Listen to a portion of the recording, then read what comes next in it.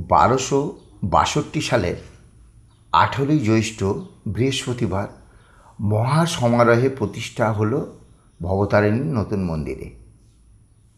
ভারতবর্ষের বিভিন্ন ধর্মপ্রাণ ব্যক্তিদের অগোচর ছিল না এই দেবী মূর্তির প্রতিষ্ঠার কথা। দলে দলে সকলে এসে যোগদান করলেন দক্ষিণেশ্বরের প্রাঙ্গণে। ধন্য ধন্য পড়ে গেল। রানী রাসমণির সকল ব্রাহ্মণকে আশাতীত দান করলেন। সকলেই খুব খুশি।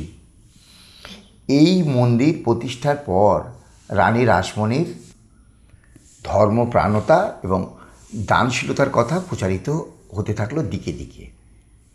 গদাধর ঘুরে ঘুরে এই মহোৎসব দেখলেন এবং মনে মনে খুশিও হলেন, কিন্তু তিনি প্রসাদ গ্রহণ করলেন না।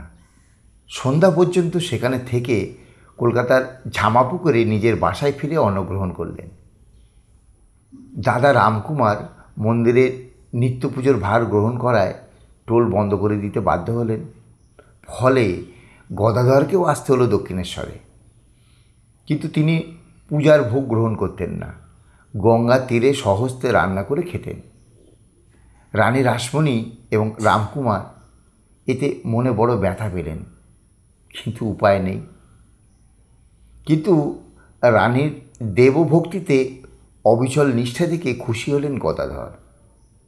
তিনি রানীর ঐকান্তিক ইচ্ছাকে প্রতিহত করতে না পেরে দেবীর নিবেদিত প্রসাদ গ্রহণে আপত্তি করলেন না। অল্প দিনের মধ্যেই এই সুদর্শন যুবক ব্রাহ্মণ সকল শ্রেণীর লোকের দৃষ্টি আকর্ষণ করল। মন্দির সংলগ্ন পঞ্চবটী বন হয়ে উঠল তার সর্বাপেক্ষা প্রিয় স্থান। সময়ে অসময়ে তিনি দিনের অধিকাংশ সময়ই ওখানে কাটান। আত্মভোলা মানুষটি সবসময় যেন ভাবে তন্ময়। এই সময় শিহর গ্রামের হৃদয়রাম মুখোপাধ্যায় কোনো চাকরির চেষ্টায় দক্ষিণেশ্বরে এসে উপস্থিত হলেন। হৃদয়রাম এদের ভাগ্নে, গদাধরের প্রায় সমবয়সী। হৃদয়রামকে পেয়ে তার খুব আনন্দ হলো। হৃদয় তার থেকে 4 বছরের ছোট হলেও দুজনে ছিলেন খেলার সঙ্গী। তিনি সেই খেলার সঙ্গী ধীরে ধীরে সাধন ভজনার সঙ্গী হয়ে উঠেছিল পরবর্তী জীবনে। বেশকারীর পদ বহাল হলেন রামকৃষ্ণ। সাহায্য করবে তাকে হৃদয়রাম। রামকৃষ্ণ সবসময় দেবীকে নিয়েই ব্যস্ত। নিজে হাতে মালা গেঁথে মনের মতো করে সাজান দেবীকে, মধুর কণ্ঠে গান শোনান মাকে।